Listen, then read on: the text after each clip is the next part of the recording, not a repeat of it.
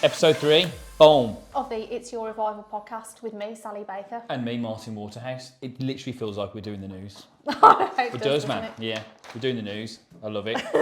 I like notes. It's unusual for you to plan though. You like to wing it, don't you?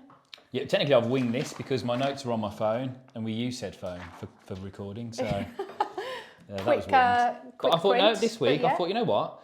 I've had a lot of people ask me some questions for the muscle mailing. Yes. Name soon to change.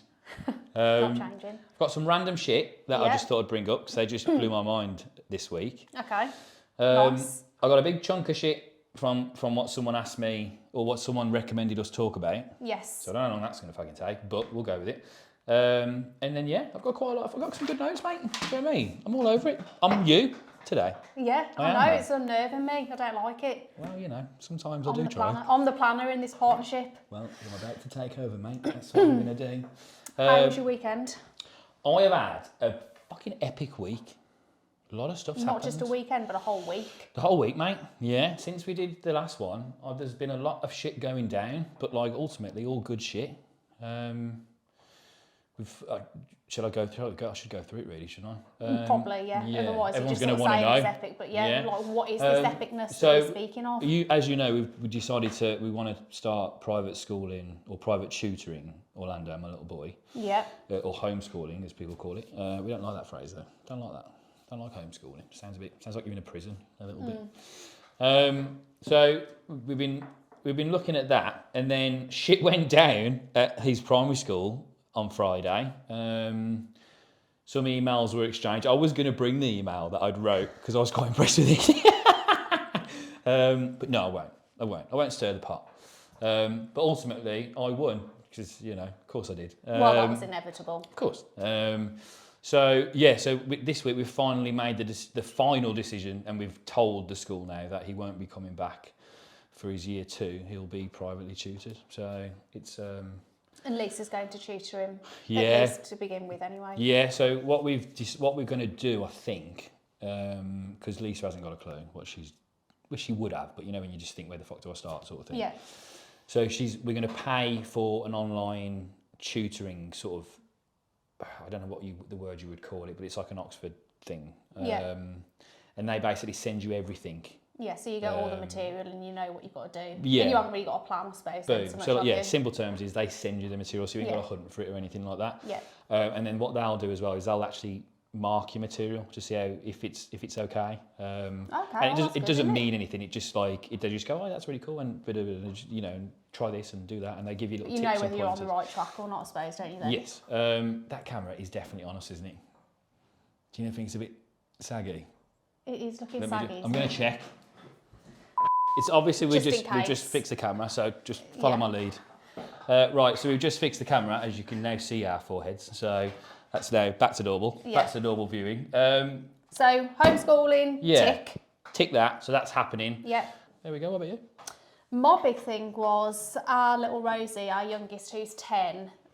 She was in the West End on Sunday, which was really exciting. So she's part of the PQA, which is the Pauline Quirk Academy. Boom. And that's like a nationwide thing. So there's academies up and down the country, rather. Is that Birds of the Feather, Pauline Quirk? Boom. Exactly. What was her name? It was Sharon and Tracy, wasn't it? Can't remember which one she was. Yeah.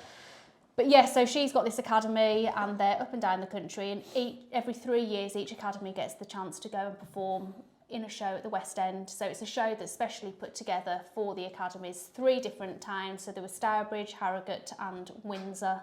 Cool. And they each sort of did a third of the show, if you like. So it was a great opportunity for the kids to go and get to be backstage and all that sort of thing, and actually perform in a real theatre. It's the same theatre where they do Phantom of the Opera, which is pretty cool. Yeah, man, love that. So had some food while we were in London. What burger did you go for? Bleecker. Bleecker burger. My recommendation, Bleecker. Yeah. The one and only winners of Burger of the Year 2024. Yeah. Phenomenal. It was really nice. There was a really drunk man in there, which was slightly unsettling, but it was London. Yeah. So it was all good. But no, really nice food. So that was my sort of the highlight of my last week since we recorded the last podcast. Buzzing. Boom. There we go. Love that. Eventful weekends. Yeah. All over it. We're going into muscle mailing. We need a jingle. We do need a jingle, don't we? The muscle mailing.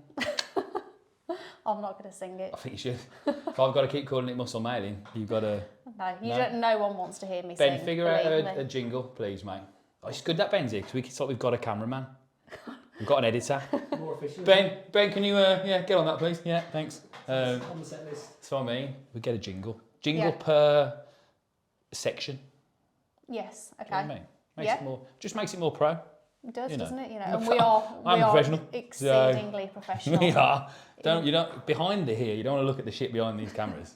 But it's professional as fuck. The rolls are sellotape. It's awful, mate. But we're getting there, just winging it. That's what we do. Cool. So muscle mailing.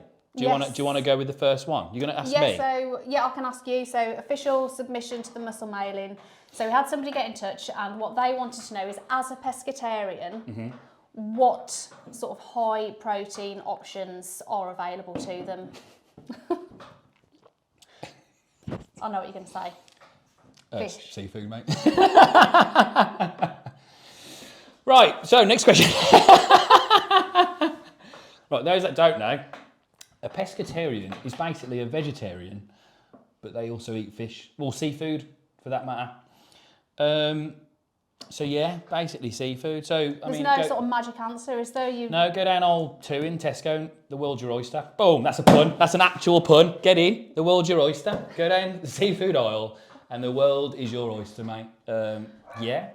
That's basically where you are. There is a version of a lacto-ovo pescatarian. Yeah, I know big words. And they What is a lacto-ovo pescatarian? So it's pescatarian, but they'll eat dairy, milk, cheese, things like that, whey, stuff like that. Some pescatarians don't eat that at all, because obviously it comes from an animal. Yes. There are so many different sort of types of protein powder out there, aren't there? There's loads, yeah. People ask me that all the time, what's the best protein powder? My answer is, every single time, the one that tastes the best. That's always what I say. They're all exactly the fucking same. Every one. They're designed for one reason. We had that, Renew, 2 doors down from us, the shop. There's a supplement shop in Stourbridge, by the way, called Renew, RENW, check it out. They were at mine yesterday, and there was a young lady in there, and she was worried about taking protein powder. And I'm like, what the hell are people reading where they're going to get worried about taking a fucking protein shake? I don't get it. What was the concern? Just didn't want to get muscly. I'm like, mate, if you find a shake that you drink and get muscly, send it my way, because I've been training for fucking years and I ain't nowhere near. So, nah, that's not going to happen. It's just the protein supplement is there. We're going off track a little bit, but it's there to aid your protein intake. So if you always go for natural foods, always. So if you can't get your protein, so mine's 200 grams a day, that's what I eat. If I don't get that in through normal food, I'll have a shake. Do you know what I mean? Just to top it up, because if I have and I always double it just to get the most out of it. So if I have a double ISO, a clear whey shake, I'm getting 54 grams of protein in 2 scoops. It's phenomenal. So, but like I say, go the normal way first. Go your chickens, if you're pescatarian, go for your seafood, things like that. But if you can't get it in because it's too much food, or no one carries a fucking chicken breast in their pocket after a gym session, do they? Do you know what I mean? So unless you're Brett will have chicken in a fucking thing. But if you don't want to do that, go for a whey shake or a clear whey and just top it up that way. But that's only the reason why it's there. It's not going to give you magic muscles. It's not going to do that. It's just to top it up. But if you want to gain some muscle whilst losing fat or bulking, then protein is the way to do that. Keep your protein topped up, and you can calculate that. Especially when we open up our app, there will be a macro calculator where you'll be able to do that. So, there we go. Fantastic. Does that answer the question? Definitely answers the question. I hope so anyway. What questions have you got? Well, I went into that one worried about drinking protein. We killed 2 birds there, mate. There we go. We're on a time limit, so there we go. Cool. All right. That concludes the muscle mailing. So don't forget, if you do have a question that you would like answered, you can contact us via direct message at Revive It App on any of the social platforms, and we will make sure that any questions that are asked, we'll treat them anonymously. Somebody wrote in, actually, I'm going to split this up with a mind-blowing fact. All right, couldn't find them in the shop, so I was going to bring them in. Do you remember this chocolate bar, the Blue Ribbon? Do you remember the blue ribbon chocolate? Ben, do you remember blue ribbons? I do, yes. Yeah? Do you remember them? They used to make Well, I them. know what they look like. I don't know if I've ever had one. You remember? Yeah, they used to make them in. Where's a bit by Halzone? Yeah, there was a factory by Halzone. What's the name of that place in Halzone? Not the birds factory. That's what that was, wasn't it? Wasn't that ribbons, blue ribbons originally, made by birds? Was I don't know. it? Anyway, Don't know. so blue ribbon, I found out today, right, or the other day, that it's not actually called a blue ribbon, it's called a blue riband. R-I-B-A-N-D. Okay. Did you know that? Blue riband. Didn't know that. It blew my mind. It's called blue ribbon. It's not blue ribbon. It's actually on the packet, R-I-B-A-N-D. No way. I know. Should have brought them in, but I couldn't find them. But yeah, for like 20 something, well, probably longer than that. And that's like, it's not a silent D. You are meant to pronounce it's it. written blue, R-I-B-A-N-D, blue riband. I wonder where that name came from. I don't know, but why do we all call it blue ribbon? Don't know. Everybody does as well. It's not a thing. So we've made that up basically. Yeah. There you go. So anybody who's buying them, they're not called blue ribbons, mate. Blue ribands. Surely no one's buying those anymore. You can buy them, but I just couldn't find them. Nestle make them now. Okay. It's a Nestle thing, but I couldn't find them anywhere. So there we go. They're either in demand or shit. One or the other. Do you know what I mean? It's one of them, innit? But yeah, there we go. I think they've been replaced by more superior Name chocolate bars. Name it. Oh, I should have asked that in the questions. Favourite chocolate bar. In fact, I haven't got that in the questions. What's your favourite chocolate bar? Whisper. Oh, Whisper Gold. Oh no. It's a good chocolate. Just a plain and simple Whisper. I don't know what my favourite will be. Because I don't eat that much chocolate, to be fair. Well, I don't really, but if I was going to, I mean, I love chocolate. I love a bar of Galaxy as well. That's what I love. Yeah, Galaxy like chocolate is superior to Cadbury. But if Yeah, I was just going to buy a bar in the petrol station or something, it'd be a Whisper. I do like Reese's stuff, like peanut butter stuff. But I do like a Boost. Boost good. Yeah, I'm not. I like a Boost. I'm not a huge fan of a Boost. I think that's it for me, though. That's it, yeah. I'm not massive chocolate. I'm more savoury. I like crisps. Crisps are banging. Yes, if Ben prefers crisps, Yeah, but I'd like a probably thick prefer McCoy's chocolate. crisp. Proper crisp. Yeah, man crisp. Do you know what I mean? Like proper. It's a proper crisp, that is. But yeah, more savoury, definitely. Yep. So somebody wanted us to talk about being an entrepreneur or just, running your own business, basically. Yes. So you run Wondrous. That's right, yeah. Marketing agency in Stourbridge, which I founded with my husband Ben 8 years ago this month. Benny boy. Yeah. And I run Revival Fitness. I've got 3 pubs where I run food through them at the moment. I've got a clothing company. Anything else? I've got anything else? I feel like I forget. That's it, isn't it? I think that's probably about it. And then we've got the app coming as well. That's a new thing. Yeah. There's a 4th pub coming, secret. Oh, can't tell you about that, but it's coming. What was your first business? This is quite a long answer, so apologies if you don't want to. If you don't want to listen to this bit, just skip about 10 minutes, all right? But so what they wanted to know, I'll answer your question in a minute, Sal. But what they wanted to know was what it took to be a good entrepreneur, basically. Yeah. Any advice? Okay. Now I ain't the best by no means, no way. There's always someone better than you, which is one of my points. Always remember that. But I thought, it might be a good idea to maybe go through where I started. How I personally got to where I am. It might not work for everybody. So the first thing, I used to work at British Gas. I worked there for 10 years, right? I didn't hate the job, nothing like that. But it was just fucking boring. And I got quite high up really, it was quite good. But it was just boring. And I always was into fitness since I was about 18, maybe 19. And I just remember my boss saying to me at the time, you hate this place, don't you? And I was like, well, I don't hate it, I just bored. So I think her ex-husband was a coach and still is in a place. It was like a Reebok fitness thing. It's around here somewhere. I don't even know if it's still here, like a CrossFit kind of thing. She went, why don't you do that? So immediately I'd booked my personal training course. It was like, blah, blah, blah, level 2 and 3 booked. Did that.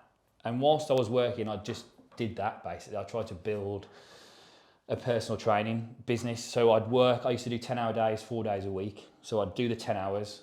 And then sometimes I'd be right at the end of that, I'd coach, or beginning of that, depending on what time of the day I was in. I'd coach some clients. And then my 3 days off, I'd just PT, doing diet plans, things like that. So that worked really well. And then I also had quite a big Amazon fulfillment business. So I used to it's not drop shipping, but I used to buy all my own stuff, send it off to Amazon, and they would I'd sell it through Amazon, and they would pack everything for me, and they'd take a percentage, and that was massive when I first started doing that. I'd earn like $5,000 a fucking month sometimes just on selling toys. Like, it was stupid. It's hard now.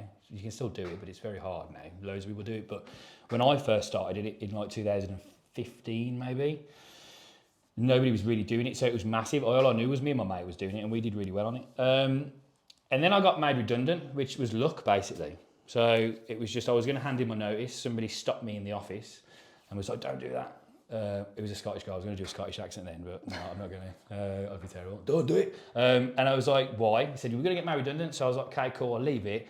Got made redundant, got a bit of a pay package out of it. So that was good. And that created like a bit of a comfort blanket for me, which I didn't need in the end. I've never touched that money. That money sits in like a little bank as like a little reminder. It's just there, my money that I thought I'd needed. And I never touched it. So that was great. And then I moved on from that, and that was about 2016. And in a year of doing Amazon and PT, I'd met certain people and met Craig, my business partner, who's like one of the best people I've ever met in my life, who I owe a lot to. And we just, right place, right time, a building became available, which used to be a previous gym, and we just took it over and built it. But I'd done so well in that year, it gave me the platform to sort of do that really. But and then from then, it was like, that was great. COVID happened, so the gyms were like dead. It closed it. So we were like, my business partner was into pubs anyway. He closed a pub, we didn't like it, so he moved on. And then he was going to open another one, and he asked me, do you want to run it with me? And I was like, no, so I'm not a drinker, so pubs aren't my thing. And then he was like, well, do you want to do the food side of it? And then he does the bar side. And I was like, you know what, yeah, let's go for it. I had a massive interest in food, street food. And I was like, yeah, you know, and that's where the New Inn came from. Just that was how that was born. And then again, hard work and doing all that and smashing that. The New Inn's always been very good ever since that day. We've now got another 2, which we have permanent people in there. Patty Freaks at the Railway, Bad Boy Wings at Hare and Hounds, and also I've just said there's a 4th one coming this year, next year.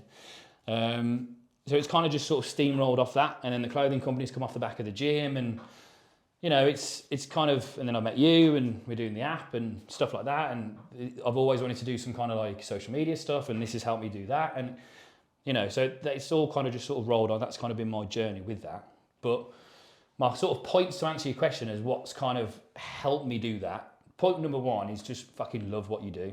If you're going to do a business, and I'm sure you'd agree with me on that, you've just got to love it. If you don't love it, it just becomes fucking shit. You know, you might as well go and work for somebody else. Do you know what I mean? It's like, you have to have some kind of passion, in my opinion, for what the business that you're kind of running. Because if without that, you know, what are you sort of striving for in your business? Do you know what I mean? Like, what are you there for? That's the conversation we had sort of at the start of this year, when I remember coming in one day and we were training, and I said, I want to do something else. I need something else in my life. And you said, what do you enjoy doing? Mm-hmm. Tell me 5 things you enjoy doing. Yeah, man.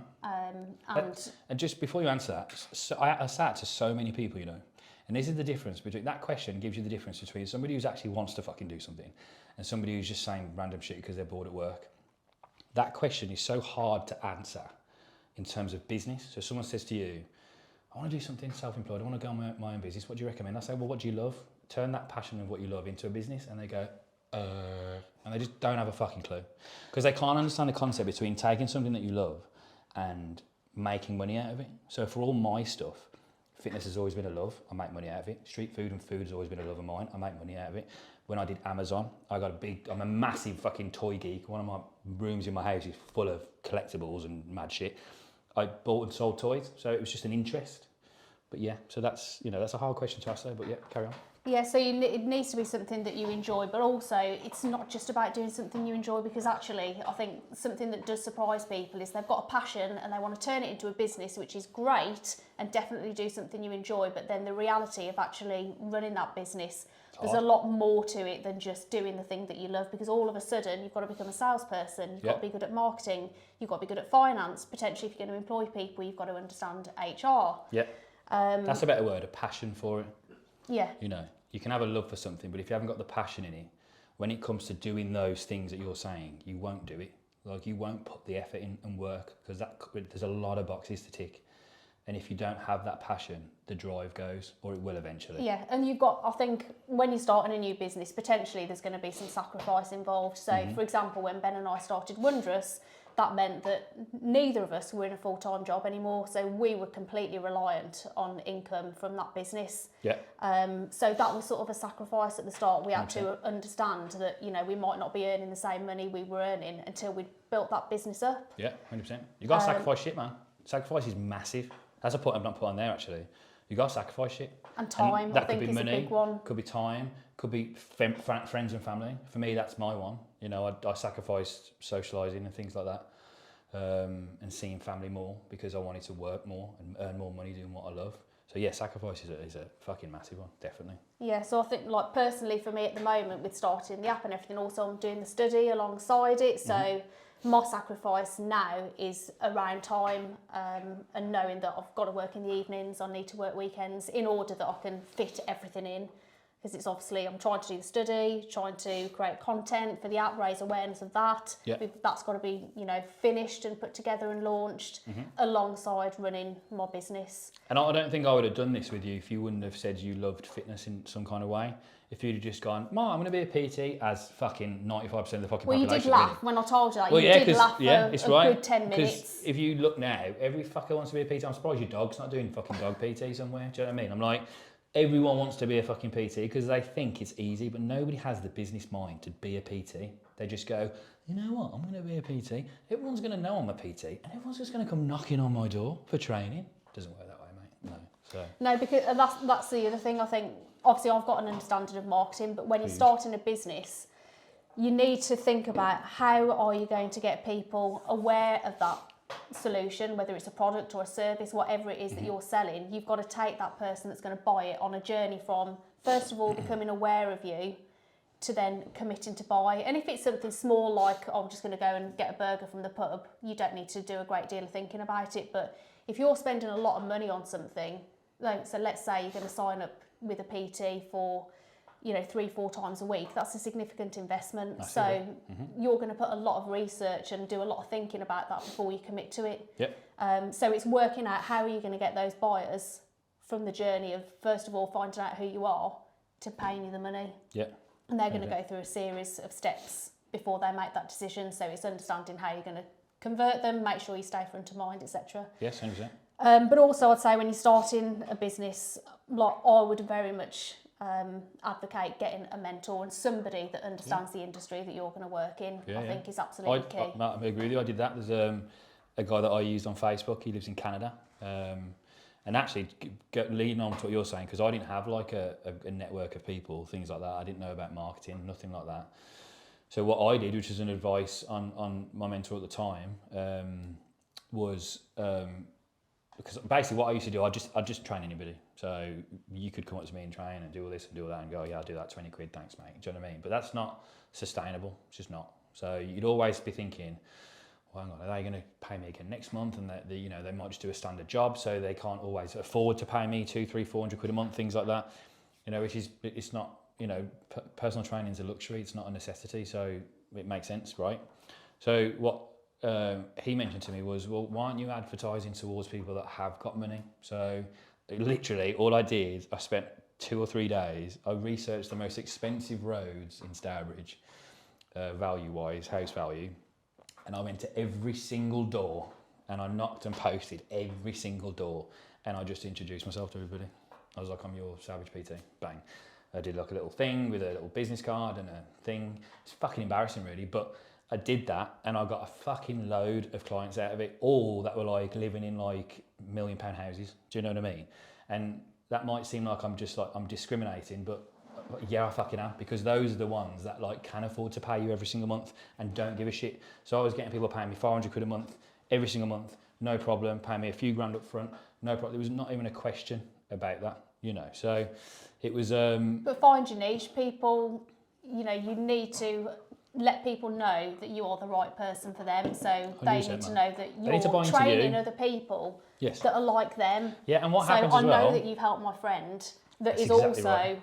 The biggest marketing... Similar to me, so therefore I know you can probably help me. Mate, the biggest advertising, and I'm sure you'll agree with me, and it probably happened to you before, is word of mouth, man. That you cannot beat word of mouth through advertising. If somebody, a friend of yours, recommends me to you, you will instinctively just try and buy from me. It's not a guarantee, but you've been recommended by your best mate or your family member. You can't beat that in marketing because your advertising's already been done by said friend. And I'm guessing that could work with you. If you work with a company and that company advises another company to, you know, if you still got to work. Most of our business comes through word of mouth. It's the best way. So, and that was my mentality. I thought if I go for these people that are like high-end doctors, got their own businesses, directors of companies, they're going to know other people of that nature. And that's what happened. They ended up talking to them and then da-da-da-da.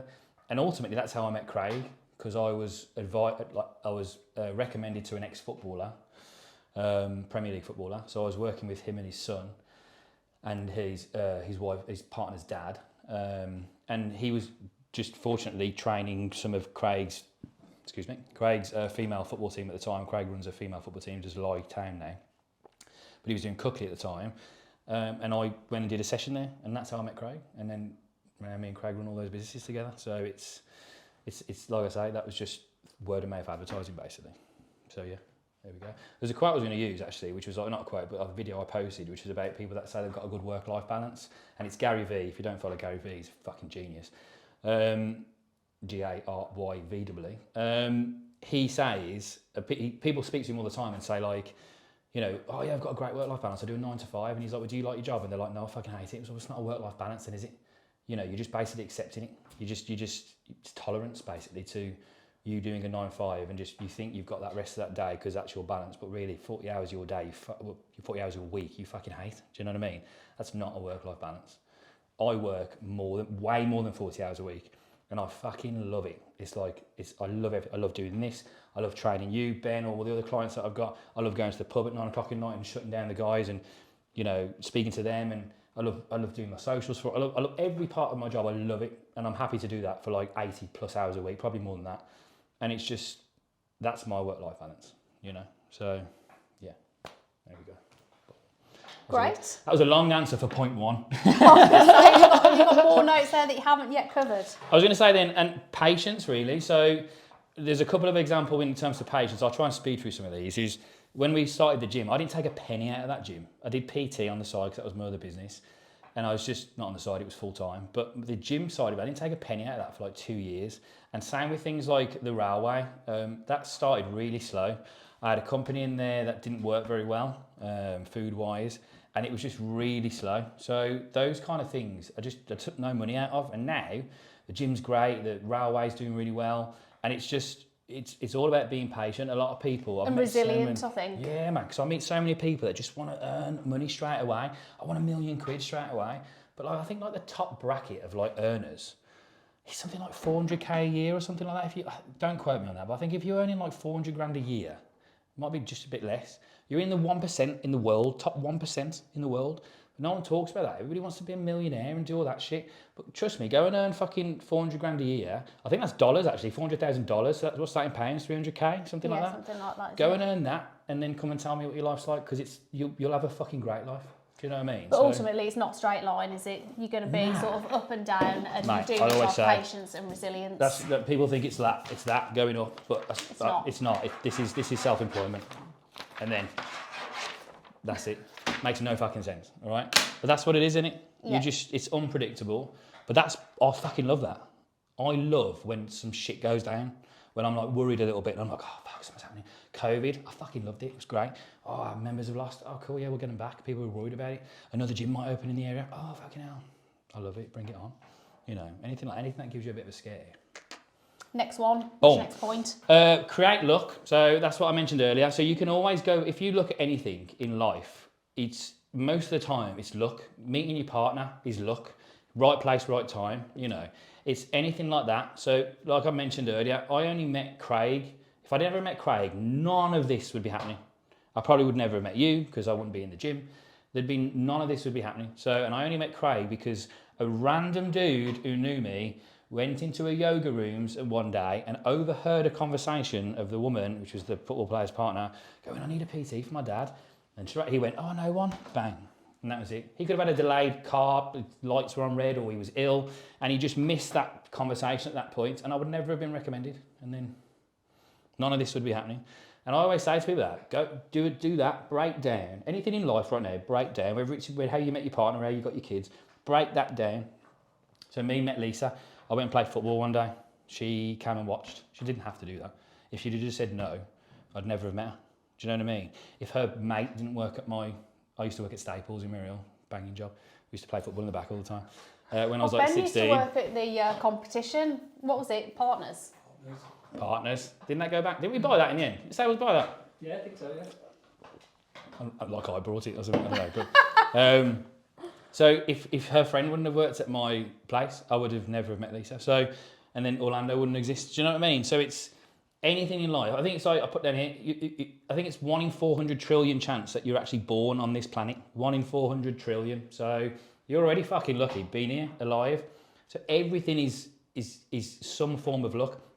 But I always say you can generate that more by meeting the right people and doing the right thing and saying yes a lot to different people. I did a post on that the other day, say yes, because that opens you up to more opportunities, and more opportunities creates more people around you, and more people around you, and more things are happening around you, more luck happens. So yeah, create luck. Yeah, definitely. And that's something I do a lot of. I say yes to as much as I can in business, because you just never know who you're going to meet. And I've definitely had similar situations where you're like, if I hadn't gone on that night to that event, all of these things wouldn't have happened. And so 9 times out of 10, you say yes, and it's shit. You don't do anything, sound. Yeah, but that 1 out of 10 Yeah. is a banger, and you just don't look back. Do you know what I mean? Yeah.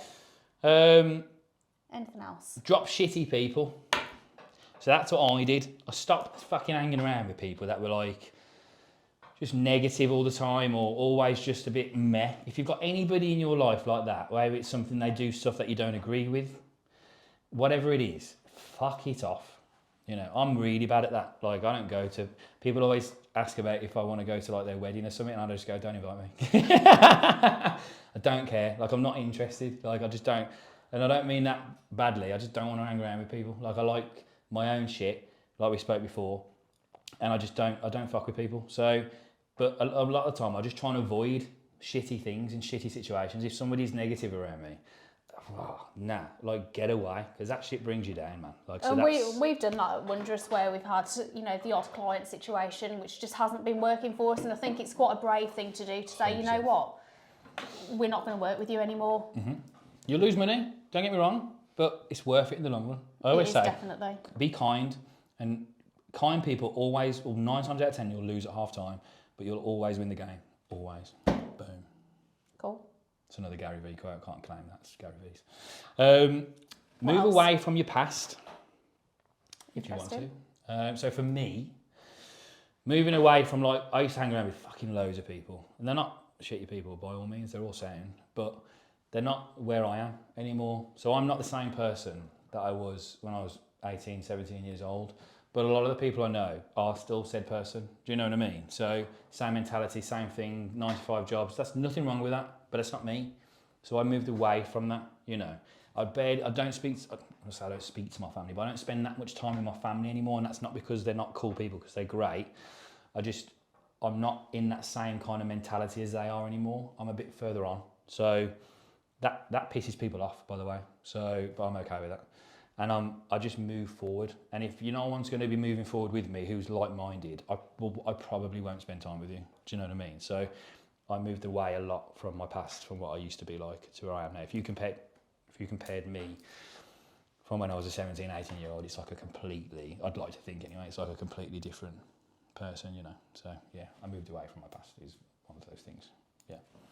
Any more? Yeah, I have, yeah. Oh my God. I think I've covered a lot of it, like socialising. I'm a loner, man. Like, I'm a massive loner. It's me, my wife, and my little one. I'm cool with that. I'm forever cool with that. You know, I'm happy to spend time with people that are like of equal value or better than me. And I just, that's me as a whole. So I've been a loner. I am a loner. Massively happy with that, and that's helped me to achieve where I am. Gives me a lot of time to achieve what I want to achieve. I think I said before, do what's right by you, because you'll piss a lot of people off, but always do what you feel's right. It's like with this homeschooling thing. Every person I've met, I don't think I've met anybody that I've gone, I'm going to do this with my boy, and they haven't said, oh, what about this? What about that?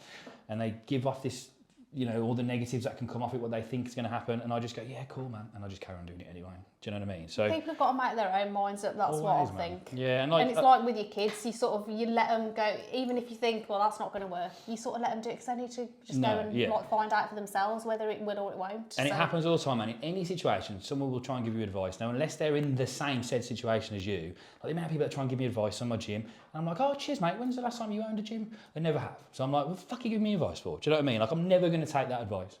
But if you gave me marketing advice, I'd listen to that shit all fucking day. Do you know what I mean? I'd take about 100 notes because that's your expertise. Do you know what I mean? I'm happy to do so.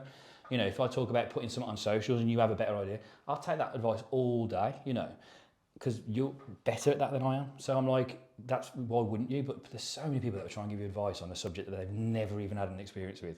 Don't take that shit. No, move away. Boom. Here we go. Don't blame anybody. If shit happens, blame yourself. You know, if I've got a bad member of staff, that's my fault. It's not the staff's fault member. It's mine. I hired that motherfucker and they didn't do very well. It's not my problem. So it's not their problem. It's mine. I need to take that. Don't ever blame anybody else other than yourself. If you play the blame game, you'll never learn. You'll never move forward. So I try not to blame, or I pretty much don't. I never blame anybody else for shit. I always just put it on me. It's my fault this happened and we move on from it. Job done. There we go. Stop buying dumb shit. There's another one. Don't buy dumb shit. If you're trying to build a business and you're trying to earn some cash, stop buying dumb shit. It's just, you're just doing it just to impress most people. You know, I know people that spend 600 quid on shoes and they barely make a living. And I'm like, you're spending money on shoes just to impress people that you don't even give a fuck about. Like, come on, man. Like, do you know what I mean? Doing stuff like that as a businessman is a no-go. You know, you look at people like Mark Zuckerberg and the big people in the world, go and look at what they're wearing. They're just wearing fucking plain blue t-shirts. Do you know what I mean? It's like, they ain't wearing designer stuff. I'm not saying you can't treat yourself. Steve Jobs was like that, wasn't he? Didn't he just always wear jeans and a black t-shirt? Always, and that was it. Anyone I think follow, every photo from like the first one to the last, that was like his uniform. Yeah, and then if you go somewhere like Flannels now, years ago when Flannels was Birmingham, you only went to Flannels when you had some serious dollar. That was like a big thing. Like, oh, I'm going to Flannels today. I'm like, fucking hell, all right. Now you go in Flannels. Have you seen the people that are in Flannels? They've got a security guard outside though, which I think is hilarious. Well, that's what I mean. Like, if there was any decent people going there, they wouldn't have a security guard there. Do you know what I mean? So it's like most of the people that go Flannels now, and this is not everybody, you know, but most of the people earn, like, say, their normal wage packet, 20, 30k a year, no problem with that. And then they go and spend 1,000, 1,500 quid a month on stupid ass design stuff. 30 grand a year is 2 grand a month, so it leaves you with £500 a month left to yourself. That's ridiculous. Do you know what I mean? But that happens all the time, and I'm like, so don't. If you're going to be, in my opinion, if you're going to be an entrepreneur, you're going to run your own business, don't buy dumb shit. Job done. Right? Yeah. Like my Tesla. That's a nice car, but I brought it because it saves me tax. Do you know what I mean? So it's like, I like the car, but ultimately it's an electric car. It saves me on corporation tax. Oh, so that's exactly what we did. It's the point. Do you know what I mean? Like, buy but it is a nice car, probably. It is, yeah. I said to Craig, my business partner didn't have one. I said, just buy one and leave it on your drive, just because it saves you corporation tax. You don't even have to fucking use it. If you got the money, just buy it and have it on your drive. But he bought an Audi and it's brilliant. But it saves so much money, corporation tax wise. Right. Be kind, I've said that one. Say yes a lot, I've said that one. Be different in a world of the same, or be better at the same. I always think there's two ways that I've gone in terms of making something good out of a business. It's different, great. Be different and do different things. Like, if you look at my gym, it's a massively different structure to most gyms. I don't know a gym like mine anywhere. That's just an example. Or if you're going to do the same thing as somebody else that's done well, do it better. Those, to me, are the two things you should be doing when you're going down a business. So if you want to be a street food trader, you might want to copy somebody else's food, but do it better than them. Or do something different, you know? There we go. Like, wondrous, be the best, you know? And I'm guessing most of the stuff, some of the stuff you do is different and outside the box. You know, you've got a combination of different things here. I always still say, somebody's always better than you, but be different or be better at the same. Done. Boom. 100%. Cool. Do things that make you uncomfortable. You know, like this shit right now, it's just uncomfortable for us. But I feel like episode 3, we feel a little bit better. I'm starting to feel a bit less nervous about it now. Yes. So if it makes you uncomfortable, fucking do it. Just do it. I went to WrestleMania in Philly a few weeks ago. And this probably won't make sense to anybody, but I'll try and make sense to people. There's a guy called Tommy Dreamer, who's an old ECW wrestler years ago, Philly-based wrestling federation. And he said on this stage, he was like, he wanted to have a photo with Dusty Rhodes, who passed away. And he just thought, he was a bit nervous about going to take this photo with Dusty Rose, but in the end he just went, fuck it, I'm going to take the photo. So his motto is now, just take the photo, and he uses that in any situation in life. If you think, oh, I don't know if I did that, just do it. You know, take the photo, do the thing that you're apprehensive about, because, you know, a few weeks later, Dusty Rhodes died and he would never have had that interaction with him. Do you know what I mean? So that means a lot to him. And I think that's a really good, important thing to think about is if you're hesitant on certain things, just fucking do it, you know. So what else is going to happen? You know, just do it. Like the start of last year, I gave myself a challenge to try and build my personal brand in the fintech marketing space, and that made me really uncomfortable. It involved me going out to loads of different networking events, having to put myself out there and speak to people that I didn't know and talk about sort of fintech stuff, which I won't bore you with because it's... Fintech? Yeah. But yes, I had to do that, and then I was posting stuff on LinkedIn and really having to sort of give my opinion, and that made me feel really nervous because I thought, what if people disagree with me? What if people don't think it's very good? You know, what if I get negative comments on what I'm doing? And so for the first few weeks when I was starting to put new content out, I was getting people to proofread it and ask Ben to read it, and because I was that scared of doing it, but ultimately you just become more comfortable at doing it, and it does open up opportunities. Yeah, and I feel like you'll always be nervous doing things like that's cool, that's a good thing, you know. If I was to go on stage or talk to somebody about something, or if we every time we do a little video, I've always got a little bit of a nervousness to me. Meet a new client, nervous, you know. Do a new venue somewhere, nervous as fuck. But I just think that brings out the best. It makes you think and brings out the best in what you're doing, I think. If you go in all cocky, fuck that. You're just going to make mistakes, man. Like, just be nervous, but just do it, you know. Job done. Do it. Just do it, mate. It's Nike. Just do it. I think I've said that. Always know someone's better than you, but, you know, accept that there's someone better than you. Always. There's always someone number one, you know. But strive to take their place. That's what I always say. And once you took their place, know there's somebody better than you again, and strive to take it. You know, you're never going to be... It's like we're going to do some more content soon. We're going to do a food review content, aren't we? Yeah. But you can't label any food 10, by the way.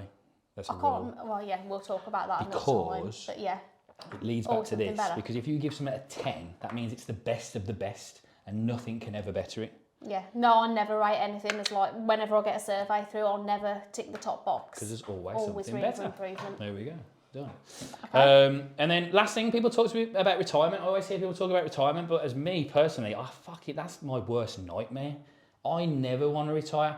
I want to be sitting here when I'm 100 going, well, let's talk about the muscle mealing, you know, and stuff like that. I probably won't be here then, because I'll be 110. Dead. Yeah, well, probably older. But yeah, so like, just I don't want to retire. I don't want to get to 65 and like take my pension and like sit in my house and let the pension tick over and get taxed on it again and again and again. Fuck that. That's fucking miserable. I want to have as much as I can, which is why I do multiple things, because multiple streams of income is the fucking way to go. And just keep going and keep building. Like this year, I want to try and build a property empire a bit more and do stuff like that. And I just, you know, that's what I want to do. I think Warren Buffett is one of the richest guys in the world. He's got like 98 sources of income, and he's about 98 or something like that. Do you know what I mean? So, sorry for you not that old, but you know, he's old. So it's that kind of thing. I ain't going to retire. That's not my mindset. If your mindset's on retiring, don't be an entrepreneur. Like, just, you know, go and work somewhere and retire, you know, that kind of thing. Done. I haven't got a mic. Got a pen. Mic drop. Pen drop. Pen drop, mate. Pen drop. Done. There we go, mate. Right. I hope that answers everything anyway. If not, drop a message in and, you know, we'll talk more about that. Fucking hell. But yeah, there we go. That's it. Good. I think we've said everything there is to say. That's my personal opinion anyway. Yeah. It might not work for everybody, but that's what's worked Well, exactly. for me, so. You know, what works for you won't work for everybody, 100%. but it's your personal experience. There you go, mate. Boom. Okay. I've got some questions for you, mate. Go on then. I've got some quick fire. Just a bit of fun, mate. I'm not very good at thinking on my feet, but we'll it's go good. with it. Well, you're on your arse, so it don't matter. So, yeah, well, so I should be great then. There you go. Right. Yeah. I'm just going to list off some random questions. Just answer them as quickly as you can. Okay. Favourite colour? Black. Is it? Well, I don't know. I haven't really got a favourite colour. Is black's a colour, isn't it? You'd label that as a colour, right? No, I just think black's just, I haven't got a favourite colour. I like green. I used to wear a lot of like sort of fuchsia pink as in my job. When I used to go out still go out networking, I'd always wear fuchsia pink, and people would always say, You always wear red lipstick as well. Colour. Oh, I thought you were going to say red. You always got a bright red lipstick on. Yeah, I do like red lipstick. It's noticeable. Yeah. But people started commenting on it and they expected me to wear that colour. And that's another Why don't thing. you wear a red lipstick in this podcast? Is it not as important? Because it's just not the right environment for a red lipstick, I don't think. Red lipstick's like a sort of a night out. Devaluing the podcast. Next week, I think you should wear red lipstick. Okay. Just to make it, Fine. Yeah, I think so. You know, it's important. This podcast is important, guys. Yeah, you know, I'll wear it, whatever. You know. But yes, that's another thing we didn't cover in the business section. But in a world of dark colours, wear bright clothes. Says the person whose favourite colour is fucking black. So. Yeah, but I'm saying that I wear a lot of fuchsia pink in my job, and people recognise me for doing that. Who's that girl? Do you know what I mean? There you go. Ben, love the colour of Next your section, trousers. we're wearing pink, mate. You know? A bit like this. Oh, yeah. Wear black, I'll wear pink. Yeah. There you go. Yeah. Rosé. Colour. But I've worn it that much that I'm sort of now like, oh, God, I don't like it anymore. You've disregarded all colours now, just black. Wonderful. Favourite holiday destination that you've been to? Vegas. Ooh, it's sick, innit? Yeah. I did 2 weeks last year. It was fucking epic. And I took my little boy, and everyone was like, you can't take your little boy to Vegas. He fucking did, and it was brilliant. He had a cigar in his hand in the hot tub, loads of women around. It was brilliant, mate. Love Vegas. Yeah, it's amazing, yes. Favourite place you want to go to the most that you haven't been yet? I'm going to say Disney, Florida. What's my expertise, Not mate? really for me, but because I really want to take my kids. So remember this episode where she said not really for her, and then when she goes and we do the episode after, let's ask her if that place was for her. It's going to blow your fucking mind, mate. I love it. Love it. Cool. Favourite exercise at the gym? Wow. Favourite exercise at the gym? Probably the one we don't do. Which one? Favourite exercise at the gym? I really like doing all the cable machine stuff, like the back stuff on the cable machine. Cool. Favourite meal to make at home? I don't know. What's my favourite meal to make at home? I don't really enjoy cooking that much, believe it or not. Pick one, number one. Okay. I'm coming to your house for dinner. What are we having? I'm going to say my chicken wrapped in Parma ham at the moment. Would you stuff it with anything like ricotta? Not at the moment because I'm cutting. Ask me again in the winter. Right, ricotta, a bit of sage in the ricotta, in the chicken, wrapped in Parma ham. It's a fucking dream. Asparagus. Oh, mate, honestly. Favourite street food vendor that you've had from one of my places? Don't ask me that same question. I'm going to say strip club. Strip food. Good old Tommy boy. It's a good burger. Probably one of the best in the country. Nothing in America beats that, by the way. People always think, America burgers. Mate, the UK burger scene's on fire. And Tom's one of them. Cool. Favourite child? I'm only joking, don't answer that. So, love it. There we go. Well done, mate. Right, are you ready for yours? Mm-hmm. See, I feel like you said to me, Clearing my brain. I've tried to make it about what you do. Yeah, fuck it. Just go on, do it. So I feel like mine are a bit more serious. Boring is the word. Go on, but it's cool. Yeah, well, it is. What's your most productive time of day? Late night at 9 o'clock at night. Why is that? Because I'm doing some stuff that I enjoy, man. Nice. And then I'm relaxed after it, and I can think more, and I become more. My best ideas are after doing said thing and thinking, having a good think after when I'm chilled. Boom. I wonder if people have got any idea what you're talking about. Go to episode 1, and you'll find out. What was your favourite subject at school? Oh, fucking hated school. Hence the pulling my boy out. But science, because, and he actually now comes to my gym, believe it or not. It's weird. I come in the other day and I was like, wow. Having a science lesson with a guy called Mr. Yap, Paul Yap.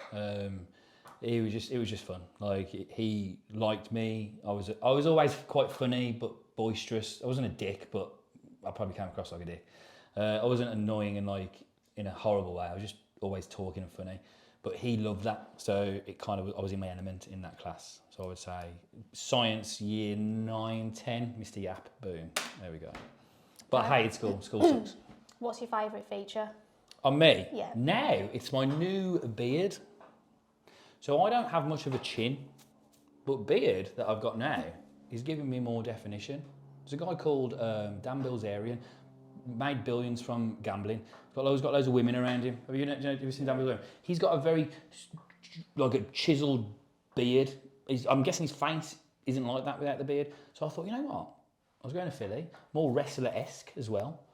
get a bit more shape. So I've gone for a longer beard. So at the minute, my beard. Favourite animal? Because I know how much you love animals. Fucking hell. Favourite animal? The honey badger. Oh, you told me to look that up. I Honey still badger. haven't. Do you know what a honey badger is? Yeah, people think they're peaceful, but they rip your face off, and I love that unpredictability. Brilliant. Don't back me into a corner either, because I'll honey badger your ass. Done. How many have I asked you? I Just reckon ask me that's all. 4. I think it's quite good. I'm on a roll. Go on, ask me them all. Do What it. is a common myth about your job as a PT or being a PT? That I'm a magic potion, and 2 sessions is going to make you rip to fuck. Basically, putting all the blame on me. It's a myth. It's people think you can just come do a PT and you'll become this ripped motherfucker. When in reality, you've got to put a lot of onus on yourself. You know. So, there we Okay, go. nice. I think I know the answer to this one. Introvert or extrovert? I'm an introvert, mate. Yeah. You think I was an extrovert? I mean, No, mate, I know you would say introvert. yeah, I'm an introvert, man. You know, I don't mind. I can talk to people. I've developed that over the years, but mate, I'm a loner. I like to be, you know. Can you think of an insult that you've received that you're proud of? An insult that I've received. Yeah. Um, But someone said something to you which they meant as an insult, but you took it as actually, I'm quite happy about that. I get a lot of people say, I always get a sense of pride when people say, when I met you, I thought you were a cunt. And I always think my job's complete. I've done my job. I've ticked the box there. Because I kind of want everybody, if they don't know me, that walk past me and have no involvement in me, to think I'm a cunt. And to think I'm a bit of a scruffy fucker. Because I just like to wear just my own shit normally. If those combination of two makes people leave me alone. So if they say that, I think, tick. And then obviously if they've now grown to like me, double tick. Well, that was going to be my last question, actually. You've set me up perfectly there. Why do people think that about you? Why do people think you are a bit of a... I'm not going to say that word. The chair then. I think like I say, I'm an introvert, so I don't fuck with people. And I'm not afraid to like say no to everybody. And like I say, when I do what I feel's right, and that pisses people off. So I'm just me. So if you don't like me, I don't give a shit, to be honest. But I'm very much just me. So some people might take that as I'm ignoring them, or like I've got a message on my phone now from yesterday I ain't replied to. I can't be arsed, but because it's small talk, I can't be bothered. So how have you been? Stuff like that. I don't care. Do you know what I mean? Like I'll probably reply in about a week, but he'll probably take that as an offence, but it's not. There's nothing wrong with him. I just can't be bothered. So, yeah. Yeah, because I think that that's probably a fair observation, is that people might think that when they first met you, but actually you're all right when you get to know you. Yeah, and like people that mean, like you text me or Ben text, I'll message back straight away, but if you're not in my life in any way, shape or form, probably not going to reply. Or people send me, I always get Instagram DMs from like people that are in the gym or people that I kind of know, but it's always like funny reels or something like that. Like, you're supposed to like that. I just look at it and move on. Do you know what I mean? So there's no response.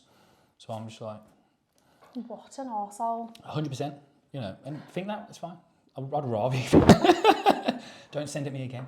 Do you know what I mean? So yeah. I have sometimes thought, I should send that, and no, I won't bother. Yeah, no. No point. No. Unless it's really funny. I like funny. It's got to be really funny. And never set it up as funny, because it probably won't be that funny.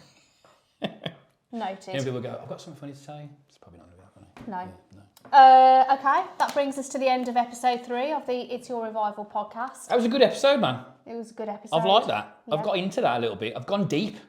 Yeah. Do you know what I mean? It's good. Very good. You broke the hour. Is it an hour? No way. I'm supposed to be at Mary Hill. Sorry, Lise. Don't forget to follow us on YouTube, Spotify, hopefully coming to Apple Podcasts soon. Yes. Follow us on social media at Revive It App, and see you next time. Boom.